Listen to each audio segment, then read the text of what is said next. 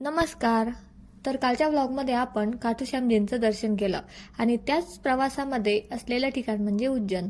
तर सकाळ सकाळी आम्ही महाकालेश्वरांची नगरी म्हणजेच उज्जैनला पोहोचलो. रात्रीचा प्रवास करून खूप थकलो होतो, पण महाकालेश्वरांच्या दर्शनाची ओढ पण तेवढीच होती. बोलता बोलता आम्ही हॉटेलमध्ये पोहोचलो. तेथे फ्रेश वगैरे होऊन लगेचच आम्हाला दर्शनाला जायचं होतं. दर्शनाला जाण्यासाठी छानपैकी तयार झाले. त्यानंतर मस्त सकाळ सकाळी थंडीचा गरमागरम चहा एन्जॉय केला आणि लगेचच गाडीमध्ये बसलो मंदिराकडे जायला.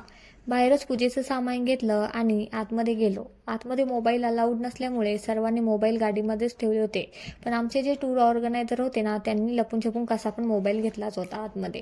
नंतर बारीमध्ये लागलो. गर्दी कमी होती त्यामुळे दर्शन पण लवकर आणि छान झालं. त्यानंतर दर्शन घेऊन बाहेर आलो. थोडे फोटो व्हिडिओ काढले आणि तिथून आम्ही कालभैरवाच्या मंदिराकडे जायला निघालो. तेथे पूजेचं सामान घेतलं, दर्शनासाठी बारीमध्ये लागलो आणि मस्तपैकी दर्शन झालं.